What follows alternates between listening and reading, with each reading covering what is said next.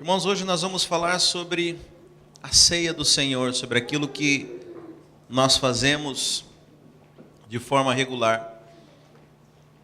A palavra do Senhor diz que nós devemos fazer a ceia, ceiar o que nós fizemos aqui, todas as vezes que nós nos reunimos. Amém?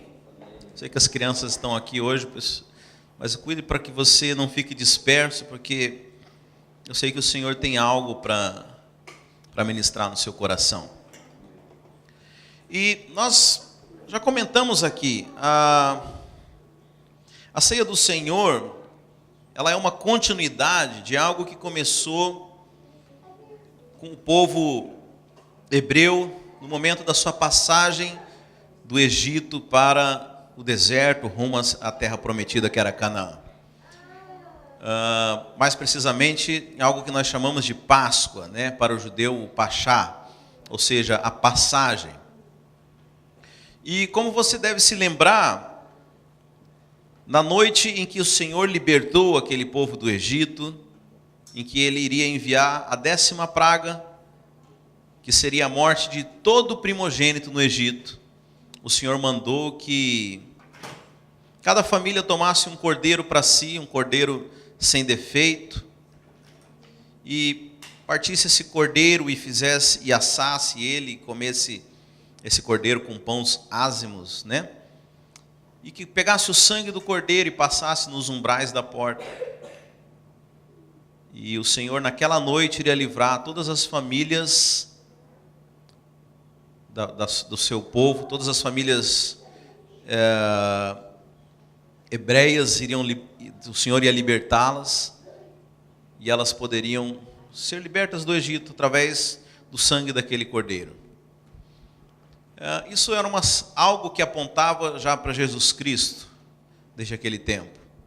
Então nós podemos tomar essa figura para poder entender alguns aspectos da ceia, porque a palavra do Senhor, ela não muda. Os objetivos do Senhor, as coisas que Deus estabeleceu, elas são imutáveis. E o primeiro aspecto daquelas famílias que tomaram para si o cordeiro, e entenda, nós estamos falando de Jesus Cristo, todo aquele que come da carne e bebe do sangue. Jesus fala, aquele que come da minha carne e bebe do meu sangue, esse terá a vida eterna. Esse é um dos meus. Então, o primeiro aspecto daquelas famílias que tomaram o cordeiro para si, e que talvez seja o aspecto mais conhecido, é que ao passarem o sangue daquele cordeiro nos umbrais da porta de cada casa, eles foram livres do anjo da morte. Você sabe, naquela noite, a maneira como o Senhor libertou aquele povo foi passar uma praga no Egito, onde cada casa, cada família, o seu primogênito veio a morrer. Não apenas dos humanos, mas até dos seus animais. A Bíblia fala que todos os primogênitos morreram naquele dia. Somente nas casas onde havia o sangue do cordeiro nos umbrais foram livradas da morte. Você sabe, irmãos, o sangue do cordeiro, o sangue de Jesus sobre nós, ele é aquele que nos livra da morte. Aliás, eu podia usar um outro aspecto, uma outra linha de raciocínio. Eles foram livrados da morte, mas da mesma forma que, quando nós falamos livrar da morte, posso dizer então que eles receberam vida, eles ganharam vida. Então, todas as vezes que nós nos alimentamos do cordeiro, nós estamos, na verdade, recebendo vida. Porque há um aspecto, a Bíblia fala que esse mundo já está morto. Então, quando nós aplicamos o sangue do cordeiro sobre a nossa vida, na verdade nós estamos passando da morte para a vida. Estamos experimentando a verdadeira vida que o Senhor trouxe para nós. Sabe, não que esse cálice, que esse suco de uva, ele tenha algum poder místico, irmãos. Não que você vai chegar por essas portas aqui pela primeira vez e vai tomar um suco de uva e algo vai transformar dentro de você. Isso aqui é apenas uma representação daquilo que espiritualmente nós fazemos na nossa vida. Sabe, todas as vezes que você escuta a palavra de Deus, você está introjetando vida dentro de si. Jesus Cristo fala: eu sou o Verbo que se fez carne. Todas as vezes que você escuta a palavra, que você escuta o verbo, e esse verbo entra em você, porque veja, não é apenas ouvir, não é apenas um escutar, como você escuta muitos ruídos e sons lá fora, mas é quando aquilo de fato é tomado como palavra de Deus, introjetado em você, e as palavras de Deus têm o poder de gerar vida em você, porque elas são o próprio Deus. Deus e a sua palavra são a mesma coisa. Sabe, quando eu libero palavra, quando é a palavra de Deus, eu libero o próprio Deus. Você, quando ministra a palavra de Deus, você está liberando o próprio Deus. Sabe, nós nos alimentamos disso. E é interessante que Jesus, quando foi tentado pelo diabo, e a primeira coisa, depois de um jejum de 40 dias, o diabo falou: olha, se você é filho de Deus, faça com que essas pedras se transformem em pães. E Jesus falou: nem só de pão viverá o homem, mas de toda palavra que sai da boca de Deus. Sabe, aqui há uma chave espiritual para as nossas vidas. Nós precisamos nos alimentar da palavra de Deus. Então nós estamos fazendo de uma forma simbólica isso. Mas quando nós comemos da carne, bebemos do sangue de Jesus, ou seja, o que ele está fazendo? Aquele que introjeta as minhas palavras, aquele que coloca Cristo dentro de si, ele na verdade está se alimentando de vida. Sabe, o anjo da morte ainda age livremente nesse mundo. Você sabe, de todas as pragas que o Senhor enviou sobre o Egito, foram 10 ao todo, mas interessante que as 9 primeiras, o povo hebreu foi livrado dessas pragas, nada aconteceu a eles, sabe? Houve muitas coisas, houve chuva de pedra do céu, houve rãs, houve água que se transformou em vinho, mas nenhuma dessas pragas atingiu o povo de Deus. Só que a 10ª praga, a praga da morte, se aquele povo não fizesse conforme a orientação do Senhor, eles seriam atingidos também. Sabe, eu quero dizer que nesse mundo o anjo da morte ainda está solto. E daí a importância de nós aplicarmos o sangue de Cristo para nos livrar da morte. Sabe, irmãos, quando eu falo morte, não pensa você que é a morte física. Aliás, a morte física é algo muito simples comparado a isso. Eu falo de mortes que são muito piores do que a morte física, ao qual nós estamos expostos e ao qual o mundo tem morrido. Tem morrido os seus sonhos, tem morrido a sua esperança, tem morrido os casamentos, tem morrido os relacionamentos. Sabe, nós vivemos num mundo de aparência, onde as pessoas são praticamente como zumbis. Tem uma aparência de vida, mas são pessoas que vivem e experimentam a morte todos os dias. É interessante que quanto mais eu conheço as pessoas, mais eu concluo que isso é verdade. Pessoas que eu achava que viviam uma vida excelente. Pessoas que eu conheci e falaram: não, isso aqui é um exemplo de sucesso. Mas quando você conhece verdadeiramente a pessoa, e a pessoa se desarma, tira a máscara que ela usa para o mundo, você descobre que por trás de tudo aquilo, que o mundo chama de sucesso, por trás daquilo que o mundo julga como prosperidade, por trás daquilo que aos valores humanos é alguém bem-sucedido, você descobre que existem pessoas totalmente destruídas. Sabe, é isso que o mundo tem feito. E se nós não tomarmos o cuidado nós vamos ser atingidos por essa praga também. Por isso é importante nós bebermos do sangue. Beber do sangue, quando eu falo de você tomar a palavra do Senhor como alimento, de você ouvir a palavra do Senhor, de você meditar sobre a palavra. Sabe, irmãos, nós vivemos num tempo de uma era de muita informação, de muitas coisas, de muita atividade. Isso nos tem afastado das coisas do Senhor. Nós estamos nesse nosso período de 21 dias de jejum. E eu estava pensando como que os crentes faziam. Você sabe, até poucos anos atrás, até questão de 3 ou 4 décadas, se você conhecesse um crente, era normal na vida dele jejuar, ler a palavra, meditar na palavra do Senhor. E esse hábito ele começou há 2000 anos atrás, lá na igreja primitiva. Agora, infelizmente, talvez de umas 2 gerações para cá, isso tem se perdido. Sabe, nós temos vivido um tipo de evangelho, a maioria das igrejas, onde não há mais necessidade de orar, não há mais necessidade de jejuar, não há mais necessidade de estudar a palavra do Senhor. Sabe, irmãos, e o único que ganha com isso é o próprio diabo. Nós estamos sendo corroídos, destruídos por dentro, porque temos deixado as coisas que são espirituais, vivido apenas dentro de um mundo que é completamente natural.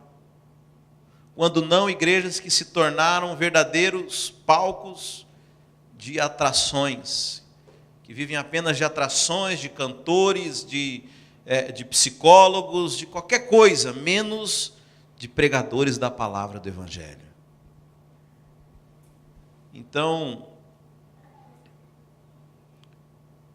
quando eu falo do sangue do Cordeiro que nos livra da morte, eu falo de nós voltarmos às práticas cristãs, sabe, nós buscarmos a presença de Deus, sabe, não um evangelho que é exteriorizado, um evangelho que é apenas uma placa, um evangelho que é apenas uma denominação que você frequenta, mas uma busca verdadeira do Senhor, uma busca de intimidade.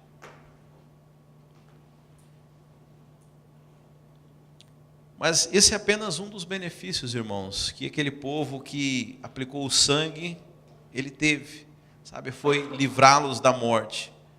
Agora é interessante que eu falei como que esse talvez seja o mais conhecido de todos. Mas uma outra coisa que nós lemos, quando Deus estabelece isso para o povo de aplicar o sangue, lá na época da Páscoa, na primeira Páscoa, a Bíblia fala que todos aqueles que eram escravos do Egito, aliás, esse é um outro quesito. Deus usou o sangue para libertar o povo da escravidão do Egito. Sabe, o sangue do Senhor quem nos liberta da escravidão que esse mundo tem colocado, desse jugo que o Senhor nos tem colocado. Você sabe qual que é o jugo desse mundo? A maneira como o mundo tem nos escravizado é através de trabalho, através de consumo, através de um estilo de vida onde você nunca está satisfeito e nunca é suficiente. Sabe, Jesus, quando ora o Pai Nosso, e ele fala assim: Senhor, livrai-nos do mal. É interessante que muitas vezes nós achamos que o mal é o diabo. Mas esse mal que Jesus fala, se você for olhar no grego, significa poneros. Poneros significa os afazeres dessa vida, as tarefas, as preocupações do tempo presente. Sabe, Jesus pede para que nós nos livremos desse mal, porque isso nos afasta do Senhor. Sabe, uma mente cheia de tarefas, uma mente cheia de preocupações, uma mente ansiosa, ela não consegue se relacionar com Deus, ela não consegue se preocupar. Sabe, aqui fala que o sangue do Cordeiro nos livra dessa escravidão que o mundo tem imposto sobre as pessoas. Mas também fala que aquele povo que saiu do Egito, eram mais ou menos 3 milhões de escravos. Você sabe, escravo naquela época não é... Apesar que algumas pessoas vivem ainda hoje num regime de muito trabalho, mas você sabe que escravo não tem jornada de trabalho, escravo não tem plano de saúde, escravo trabalha até quebrar. E você imagina 3 milhões de escravos, quantas pessoas deviam ter algum tipo de enfermidade no meio de 3 milhões de escravos? A Bíblia fala que naquela noite, todos saíram e não havia um só doente entre eles. Amém? Por isso, irmãos. Sabe, eu estou contando para você o poder que a ceia do Senhor tem, o poder que o sangue do Cordeiro sobre a sua vida tem. Sabe, o apóstolo Paulo, ele exorta as pessoas nesse texto que nós lemos, porque os irmãos daquele lugar onde ele escreve essa carta, lá em Corinto, eles não estavam discernindo o significado da ceia do Senhor. E é interessante que o apóstolo Paulo, aliás, eu vou ler esse texto para você. Logo mais, nós lemos 1 Coríntios 11, aí lá no verso 26 ele fala o seguinte: porque todas as vezes que comeres esse pão e beberes o cálice, anunciais a morte do Senhor até que ele venha. Por isso aquele que comer o pão ou beber o cálice do Senhor indignamente, será réu do corpo e do sangue do Senhor. O que é beber o cálice e comer desse pão indignamente, irmãos? Aí ele continua: examine-se, pois, o homem a si mesmo, e assim coma do pão e beba do cálice, pois quem come e bebe sem discernir o corpo, come e bebe juízo para si. Sabe, aqueles irmãos, e eu acredito que isso vale para nós hoje, muitos deles estavam fazendo isso aqui sem discernir o significado. Agora ele acrescenta aqui: eis a razão porque há entre vós muitos fracos e doentes, e poucos não dormem. E poucos, não os que dormem, né? Está falando que já haviam pessoas que haviam morrido, porque eles não discerniram. Se eles tiverem discernido que esse pão aqui representa o corpo de Cristo, e que o corpo de Cristo, ele foi partido, moído por nós, como está lá registrado em Isaías, para que nós fôssemos, pelas suas feridas, suas transgressões, nós fôssemos sarados, eles não estariam doentes.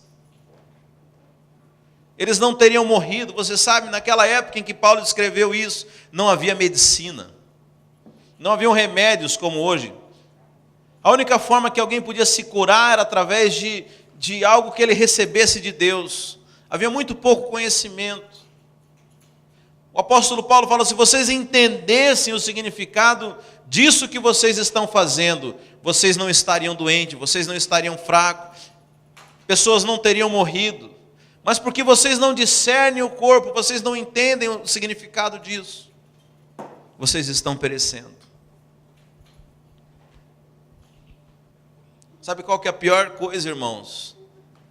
É você viver, vou dar um exemplo aqui, você viver uma vida de necessidade e descobrir que todo dia dentro da sua casa você tropeçava numa barra de ouro.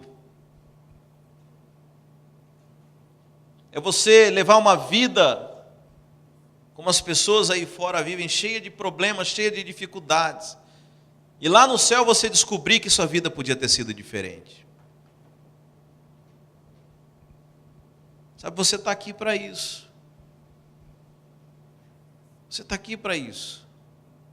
Sabe, o meu encargo é para liberar uma palavra de Deus que vá transformar a sua vida. Se você não se conforma, eu não me conformo que você continue vivendo da forma como você vivia antes de vir para o Evangelho. Porque isso aqui representa poder. A palavra de Deus diz que o Evangelho é poder de Deus. Há poder envolvido na palavra do Senhor. Poder transforma, irmãos.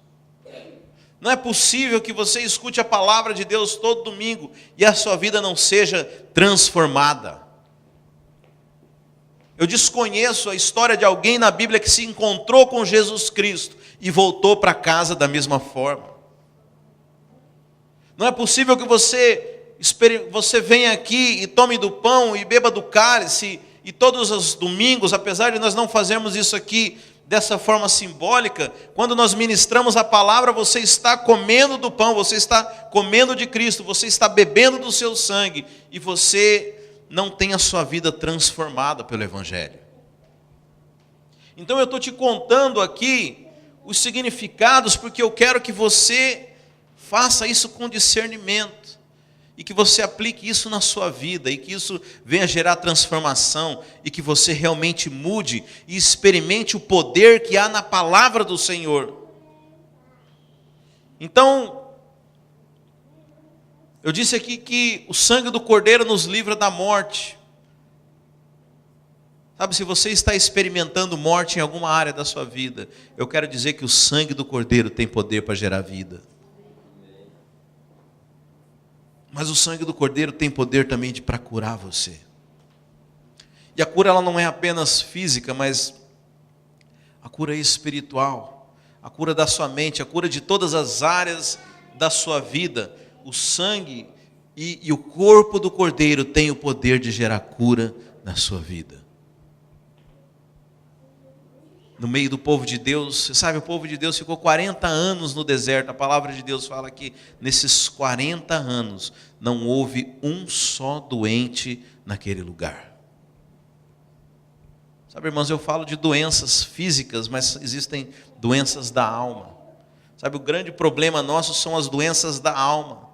São as coisas não resolvidas nas nossas vidas. São os traumas, são os problemas que nós sofremos. E eu digo que a maioria, às vezes, das manifestações físicas de doença na nossa vida advém de problemas na nossa alma. Sabe, você tem o direito de reivindicar da parte de Deus toda a cura da sua alma, toda a enfermidade, tudo aquilo que tem assolado você, tudo aquilo que tem impingido sofrimento na sua vida. Quando você é participante do corpo de Cristo, você tem o direito de desfrutar disso, de cura para isso. Mas eu quero chegar num último aspecto aqui, irmãos, e esse é o foco da palavra hoje. Porque nós estamos, sei que não está o banner do nosso jejum aqui, mas creio que os irmãos já sabem qual que é o tema do nosso jejum. Qual que é, irmãos? 21 dias para desfrutar da herança do Senhor. Não é que nós vamos desfrutar só por 21 dias, mas nesses 21 dias o Senhor está nos mostrando como desfrutar da herança que nos foi dada. Amém? Quantos creem que nos foi dada uma herança? Não precisa mais mostrar na Bíblia isso para vocês, né? Nós já mostramos várias e várias vezes que se nós somos de Cristo, somos herdeiros de Abraão e das suas promessas. Nós falamos Gálatas 3, mas eu já mostrei em vários lugares que existe uma herança para nós. E nesses 21 dias nós estamos o que, irmãos? Estamos jejuando e orando para que o Senhor nos mostre como desfrutar dessa herança. Então eu quero falar sobre um aspecto da ceia do Senhor que está relacionado com a herança, irmãos. Como eu falei, para que você possa entender exatamente o que é a ceia, você precisa voltar lá onde aconteceu pela primeira vez isso. Isso é uma regra de interpretação da Bíblia, que chama lei da primeira menção. E a primeira vez que que o sangue do Cordeiro foi oferecido e a sua carne foi comida, foi lá na Páscoa. Então eu falei para vocês que o sangue nessa primeira vez, nessa primeira menção, foi responsável por livrá-los da morte. Então a ceia do Senhor, ela também nos livra de toda a morte. E eu falei que naquela noite também aqueles que comeram do Cordeiro, todos eles saíram sãos, sem enfermidade nenhuma lá do Egito. No meio daqueles 3 milhões de escravos, a Bíblia fala que todos foram curados. Apenas uma noite foi suficiente para que eles saíssem de lá sem enfermidade nenhuma. Mas tem um aspecto também, irmãos, que aconteceu naquela noite. E que é menos falado ainda, mas está na Bíblia, está lá na palavra do Senhor. A Bíblia fala que naquela noite, todas as mulheres hebreias, todas aquelas escravas, a Bíblia fala que elas mandaram ir até as egípcias e que pedisse. Você sabe, escravo não tem nada, irmãos. Escravo não tem bem nenhum, escravo só tem a si próprio. Mas a Bíblia falou que o Senhor mandou que aquelas mulheres fossem até as mulheres egípcias e pedissem a elas ouro, prata, pedras preciosas, e que o Senhor ia fazer com que aquelas mulheres do Egito entregassem a elas. Moral da história, a Bíblia fala que aquele povo naquela noite, do dia para a noite, se tornou rico. Eles saíram do Egito sem enfermidade nenhuma, saíram livres, saíram cheios de vida, saíram sem enfermidade e saíram dali tremendamente ricos. Amém, irmãos? Sabe, eu estou te contando o poder disso aqui. Será que nós temos feito isso aqui com discernimento? Será que nós temos gozado de todos os benefícios do corpo e do sangue de Cristo? Pois eu estou te dizendo aqui que na primeira menção, a primeira vez que as pessoas fizeram isso, comeram e beberam do sangue do Cordeiro na Bíblia, a Bíblia fala que eles foram salvos, curados e enriqueceram. Sabe, eu estou te contando isso aqui, irmãos, para que você não faça mais sem discernir. Sabe, há um poder espiritual aqui. E você precisa entender para que você não faça isso ignorando.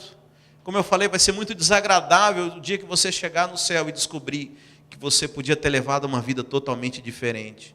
E você só não fez isso porque você não entendeu, porque você não experimentou, porque você não sabia. E como nós estamos nesses dias jejuando para ter revelação a respeito da herança do Senhor, eu quero dizer que quando nós ceiamos o Senhor, nós também estamos nos apossando de uma riqueza que o Senhor tem para nós. Então o texto que eu quero usar, se você quiser acompanhar na sua Bíblia, está lá em Hebreus 9, a partir do verso 11 até os versos 17. Hebreus 9, do 11 ao 17, diz assim. Aqui o autor de Hebreus está explicando, fazendo um comparativo, com a realidade que era do Velho Testamento, com uma realidade que agora é do Novo Testamento. Aliás, esse é um termo muito interessante, irmãos, porque a nossa Bíblia, ela tem 2 testamentos, certo? O Velho e o Novo Testamento. E nós usamos essa palavra geralmente apenas para separar as 2 partes da Bíblia. Mas sem se dar conta, às vezes, até do que significa. A Bíblia fala que isso chama-se testamento. Você sabe o que significa testamento? É algo que nos foi legado, é uma promessa para nós. Agora, havia um testamento que Deus havia estabelecido. Mas quando Jesus vem, o Senhor estabelece um novo testamento. Ou seja, Ele coloca em vigor algo que é novo. Sabe, eu estudei muitos anos sobre direito. Eu era advogado, era professor de direito.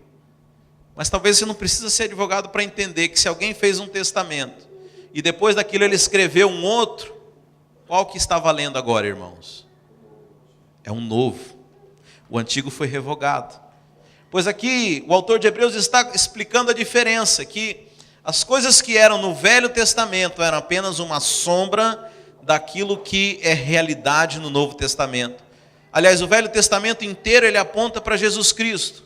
E ele está fazendo esse comparativo. E ele está falando daqueles cordeiros que eram oferecidos em sacrifício. E ele está falando agora de Jesus Cristo, que é o Cordeiro de Deus e também é oferecido como sacrifício. Então Hebreus 9:11 diz assim: quando Cristo veio como sumo sacerdote dos benefícios agora presentes. Quando que são esses benefícios, irmãos? Agora presentes. Você sabe, eu achava antigamente que os benefícios de Cristo eram apenas pós-mortem. Era apenas quando eu fosse para o céu e desfrutasse. Mas a palavra do Senhor fala que Cristo veio como sumo sacerdote dos benefícios agora presentes.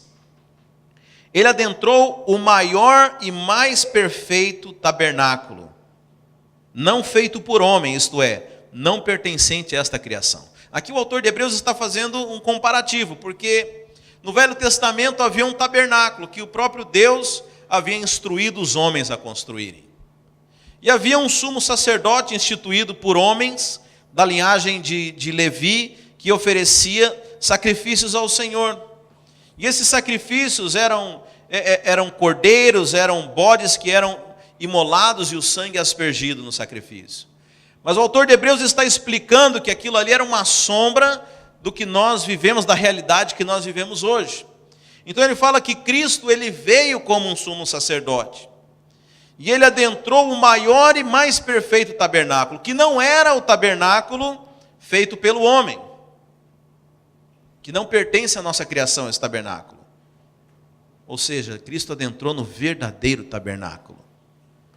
Então, adiante aqui no verso 12, não por meio de sangue de bodes e novilhos, mas pelo seu próprio sangue, ele entrou no Santo dos Santos, uma vez por todas, e obteve eterna redenção. Ou seja, aquilo que o homem fazia com sangue de bodes e novilhos, Jesus Cristo agora fez com o tabernáculo que é verdadeiro. Só que ele não apresentou sangue de animais, ele apresentou o próprio sangue. E a Bíblia fala que obteve, por causa disso, eterna redenção. Ora, se o sangue de bodes e touros e as cinzas de uma novilha espalhadas sobre os que estão cerimonialmente impuros os santificam de forma que se tornam exteriormente puros, quanto mais então o sangue de Cristo, que pelo Espírito eterno se ofereceu de uma forma imaculada a Deus, purificará a nossa consciência de atos que levam à morte, de modo que sirvamos ao Deus vivo. Você sabe, toda família precisava, uma vez por ano, toda família hebreia, uma vez por ano, ela precisava ir até esse tabernáculo, levar um novilho sem defeito para o sacerdote, que imolava aquele novilho, pegava o sangue, aspergia e oferecia um sacrifício por essa família. E por um ano essa família estava pura, estava santificada, estava guardada. Agora o autor de Hebreus fala o seguinte, que quanto mais agora aqueles que não ofereceram um sangue de novilho, mas estão debaixo do sangue de Cristo. É interessante que aqui fala que aquele sangue de novilho, ele purificava exteriormente. Mas só o sangue de Cristo, hoje que nós aspergimos sobre nós, ele nos purifica totalmente. O verso seguinte: por essa razão, Cristo é o mediador de uma nova aliança. Agora eu quero que você preste atenção. Jesus, quando toma o cálice, ele diz o seguinte: este é o meu sangue, esta é a nova aliança feita no meu sangue. Ou seja, a aliança antiga, o testamento antigo foi revogado. O Senhor Deus está fazendo agora uma nova aliança conosco. Então diz assim: por esta razão, Cristo é o mediador de uma nova aliança, para os que são chamados, recebam a promessa da herança eterna, visto que ele morreu como resgate pelas transgressões cometidas sobre a primeira aliança. Eu vou explicar. No caso de um testamento, é necessário que comprove a morte daquele que o fez, pois um testamento só é validade no caso de morte, uma vez que nunca vigora enquanto está vivo aquele que o fez. Ou seja, o autor de Hebreus diz o seguinte, que o Senhor Jesus mediou agora uma nova aliança. Mas esse testamento que o Senhor Jesus Cristo deixou, ele só podia ser válido a partir do momento que ele morresse. Porque o testamento ele só é válido quando se comprova a morte daquele que o testou. Então, todas as vezes que nós anunciamos a morte do Cordeiro, nós estamos também dizendo que o Novo Testamento, há uma herança estabelecida para nós. Você vê como a Bíblia se conecta? Você vê como eu expliquei que lá atrás, na época da Páscoa, aquele Cordeiro teve o poder de prosperar todas aquelas famílias. Sabe, hoje nós vivemos essa realidade. Todas as vezes que nós anunciamos a morte do Senhor, nós estamos também anunciando que Ele deixou um testamento e uma herança para nós. Agora, o primeiro aspecto, irmãos, é que Cristo, Ele é o mediador de uma nova aliança. Agora, qual é essa aliança que Cristo mediou? Qual que era a antiga aliança? Quem sabe? Se atentamente ouvires a voz do Senhor e fizerem conforme esta lei, o livro desta lei, serás bendito na entrada e na saída. Conhece? Vocês já ouviram falar isso? Deuteronômios 28. Deixa eu ler aqui para vocês, acho que eu coloquei esse texto.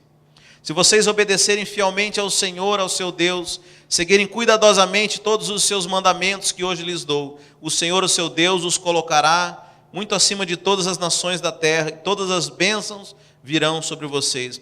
Ou seja, a primeira aliança era uma aliança que Deus havia feito com o seu povo.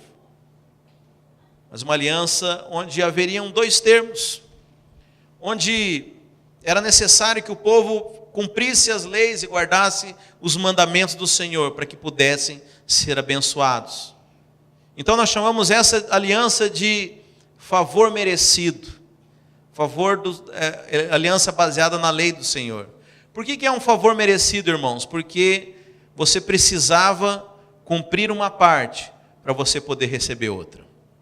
Amém? Vocês estão entendendo? Você precisava cumprir a lei do Senhor para você ser abençoado. O que já era fantástico, irmãos. Um acordo formidável.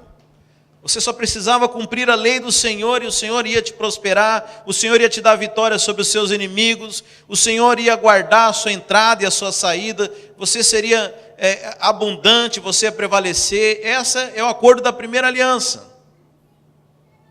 Mas há um problema, irmãos. A Bíblia fala que o homem não conseguiu essa aliança. Aliás, vamos ler então um capítulo anterior de Hebreus. Esse mesmo texto que nós lemos, Hebreus 9. Nós vamos ler no capítulo anterior, Hebreus 8, no verso 6.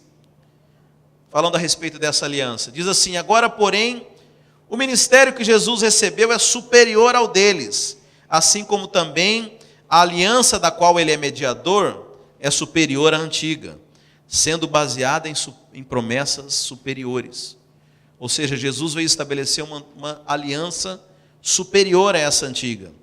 Pois se aquela primeira aliança fosse perfeita, não seria necessário procurar lugar para outra. A Bíblia está dizendo isso, que aquela aliança não foi perfeita. Deus, porém, achou o povo em falta e disse: você sabe, Deus é um Deus maravilhoso. Porque Deus viu que o homem não estava dando conta de cumprir aquela aliança. Deus havia feito um acordo com o povo. Deus havia feito uma aliança e estabelecido, mas a Bíblia fala que Deus achou o povo em falta. Deus viu que o povo não dava conta de cumprir essa aliança. E ao invés de Deus castigar aquele povo, irmãos, você sabe, Deus podia fazer isso. Deus podia castigar aquele povo porque eles falharam com a parte deles naquela aliança. Mas sabe o que Deus fala? Deus, porém, achou o povo em falta e disse: será que Deus vai destruir esse povo? Será que Deus vai falar assim: eu vou derramar o meu juízo sobre eles?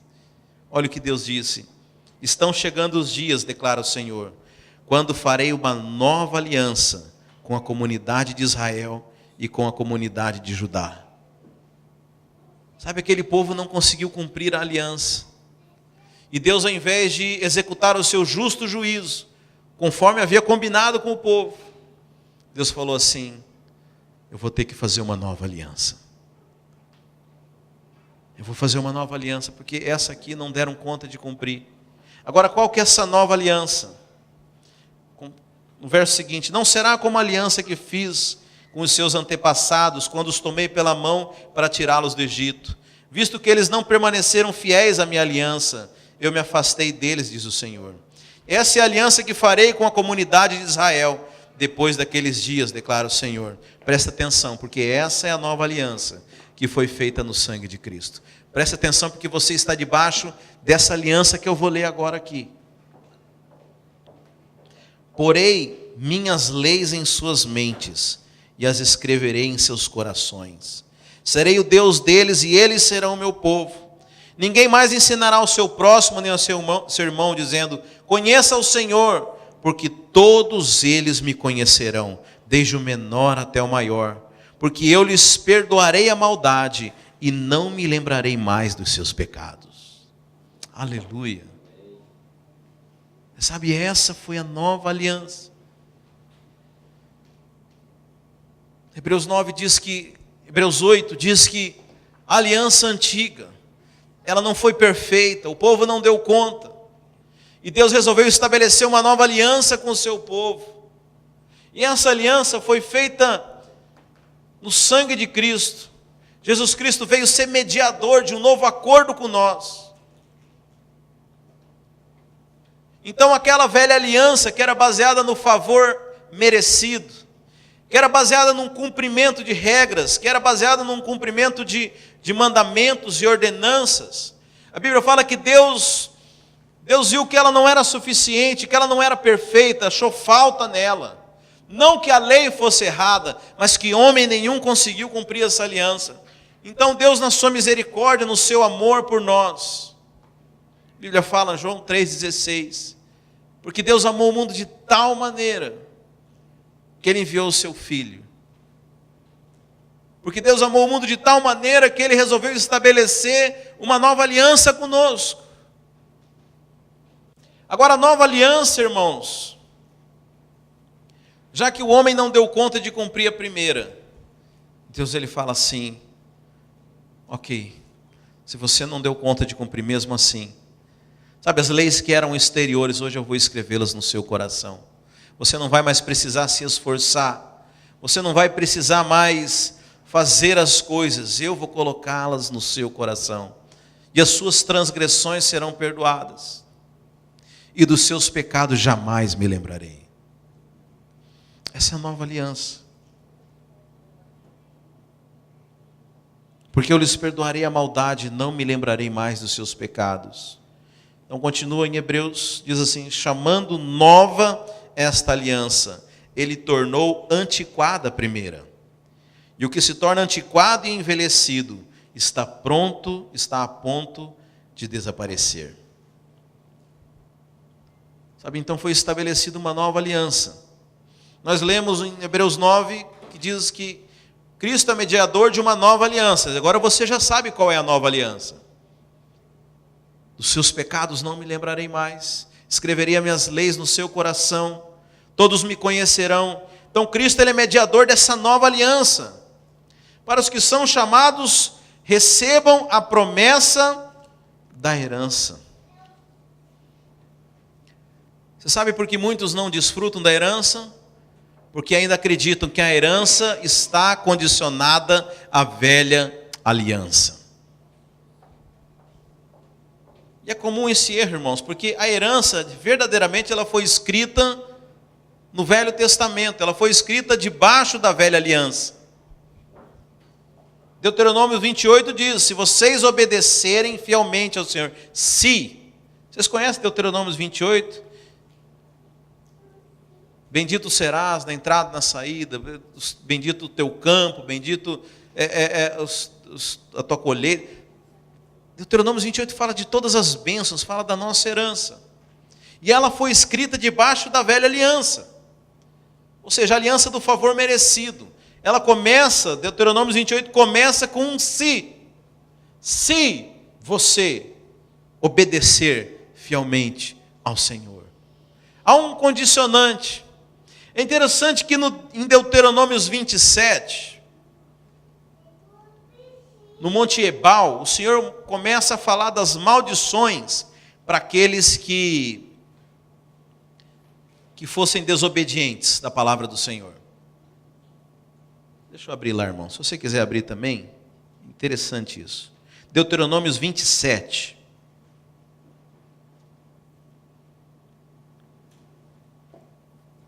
Quando o Senhor começa a falar sobre a lei, então, lá no Deuteronômio 27, no verso 11, diz assim: Moisés deu ordem naquele dia ao povo, dizendo: quando houveres passado o Jordão, estão sobre o monte Gerizim, para abençoar o povo, esses, Simeão, Levi, Judá, Isacar, José, Benjamim, e esses para amaldiçoar estarão sobre o monte Ebal, Rubem, Gade, Ezer, Zebulon, Dan e Naftali. Sabe, irmãos, são 12 tribos. Então Moisés mandou que 6 representantes, 6 chefes de tribo fossem para um monte e 6 de outro. E sobre o monte Ebal, ele falou aqui o nome daquelas tribos que estariam ali, eles deveriam proferir as maldições. E aqueles outros que estariam no monte Gerizim, e eles iriam proferir as bênçãos. E aí aqueles que iam proferir as maldições, e o povo lá no meio, entre esses 2 montes. Vocês conseguem enxergar a figura? 2 montes aqui, Monte Ebal e o Gerizim, um de frente para o outro, e o povo aqui no meio do vale. E a Bíblia fala que aqueles líderes de 6 tribos numa, líderes de 6 tribos noutra. E aqui esses iriam proferir as maldições daqueles que fossem desobedientes, e aqui iam proferir as bênçãos daqueles que fossem obedientes. E é interessante que e eles começaram a proferir as bênçãos, e dizer as maldições.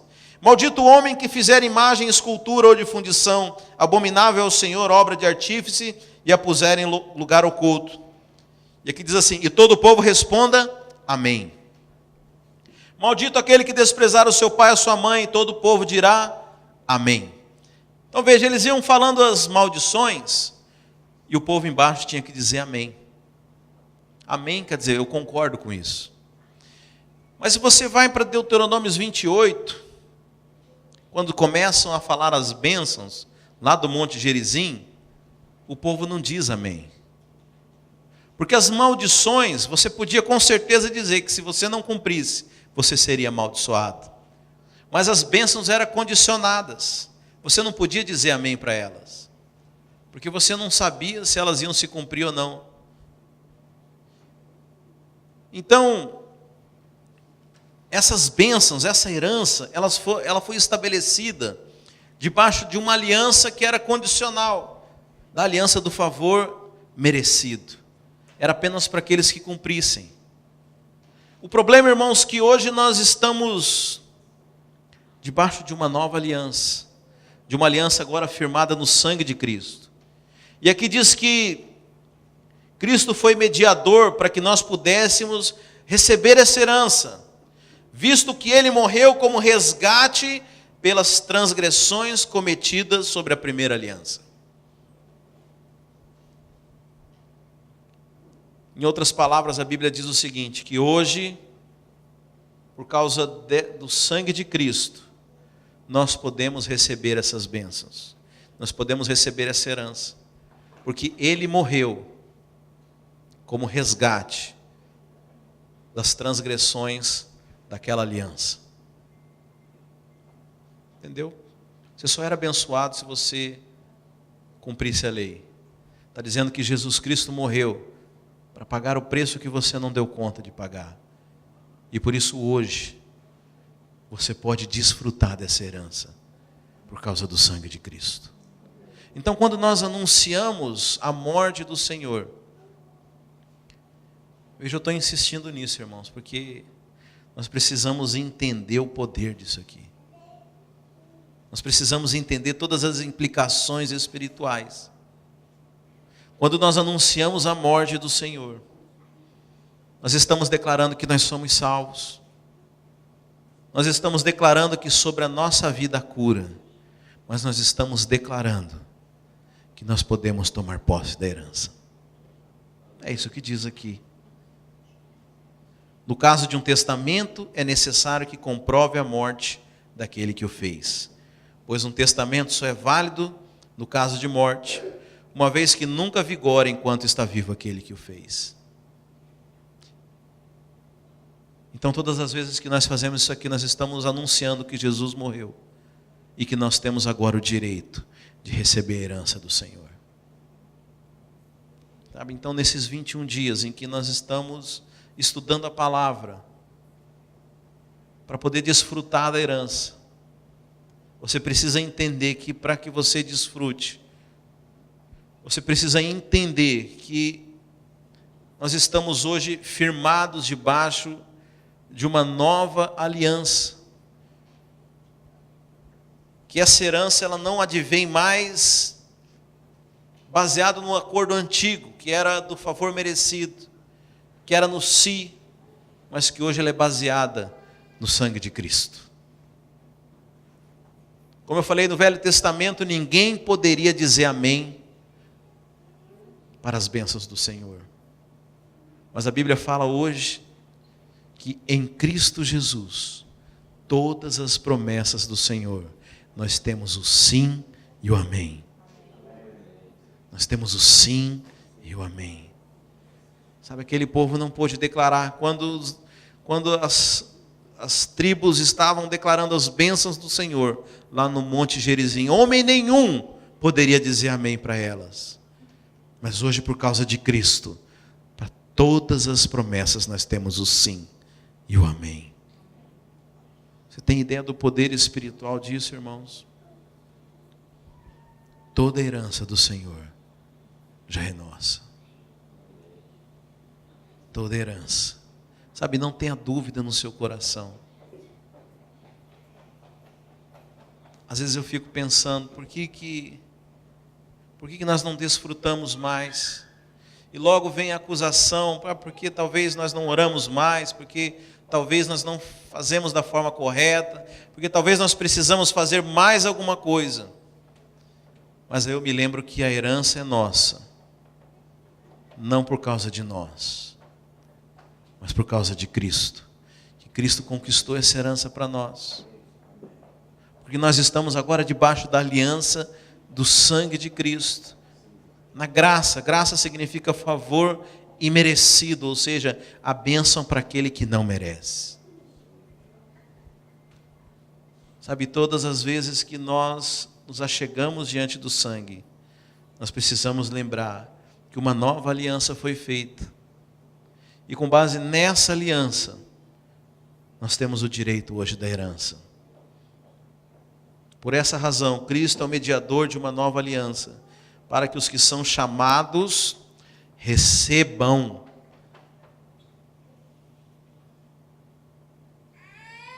Cristo é mediador de uma nova aliança, para que os que são chamados recebam. Recebam. Recebam. Recebam a herança.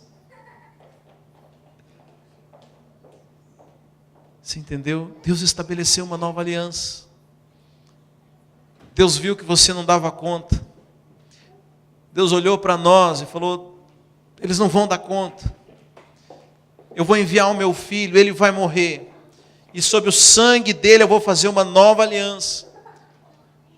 E por causa dessa nova aliança, no sangue de Cristo, porque aqui a Bíblia fala que ele morreu como resgate pelas transgressões cometidas sobre a primeira aliança. Agora, nós podemos receber a herança. Nós podemos receber. Cristo é mediador de uma nova aliança para que os que são chamados recebam a promessa da herança. Nós precisamos receber a promessa da herança, irmãos. Nós precisamos receber a herança.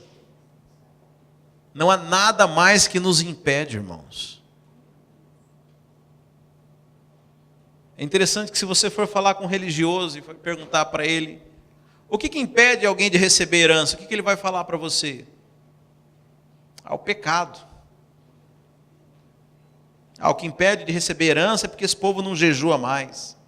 O que impede de receber herança é porque o povo não tem mais compromisso com a igreja. Sabe, mas todas essas coisas são baseadas no favor que é merecido. Eu quero dizer para você que a nossa herança Só havia uma condicionante para que nós recebêssemos: a morte do testador. Mais ou menos é como se Jesus cumprisse toda a lei. Você sabe, as bênçãos lá em Deuteronômio 28 começa falando assim: se você obedecer, certo? É isso, irmãos?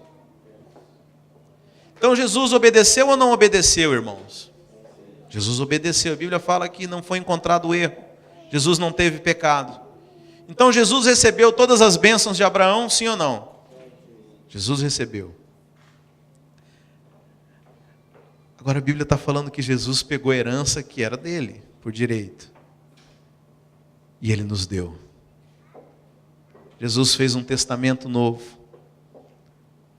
E aqui o autor de Hebreus diz que fala que para que nós recebamos essa herança, a única condicionante é que morra o testador. Jesus quando foi colocado na cruz, ele estava liberando para nós todas as bênçãos de Abraão. As bênçãos que ele conquistou. Mas ele nos deu. Ele nos deu. Cabe a nós agora estender a mão e receber a promessa da herança. Cabe a nós tomarmos posse dessa herança pela nossa fé. Sabe, é um presente, irmãos. É um presente. Foi conquistado por um alto preço na cruz, mas para nós é um presente. Você não precisa cumprir a lei da velha aliança. Você não precisa ter uma vida perfeita. Você não precisa cumprir os mandamentos. Você não precisa jejuar mais, você não precisa orar mais, você não precisa vir no culto mais. Você não precisa fazer caridade para os pobres, você não precisa nada disso. Você só precisa estender a mão e receber. Como todos aqueles que receberam milagres de Jesus. Ninguém fez nada, só estendeu a mão e recebeu. Você sabe, essa é a loucura do Evangelho. Essa é a loucura do Evangelho. Sabe, ao falar isso eu posso estar escandalizando muitas pessoas. Porque afinal toda religião ela parte de um princípio de alguém que faz alguma coisa para merecer. Mas a Bíblia fala que Deus é aquele que abençoa aquele que não merece. Essa é a loucura do Evangelho. Essa é a graça do Senhor. Ele escolheu nos abençoar. Agora cabe a você ter fé ou não para receber a herança. Se você acredita no seu coração, você vai receber. Se você entendeu que não depende de você, se você entender que alguém foi lá no seu lugar e cumpriu a lei e recebeu as bênçãos.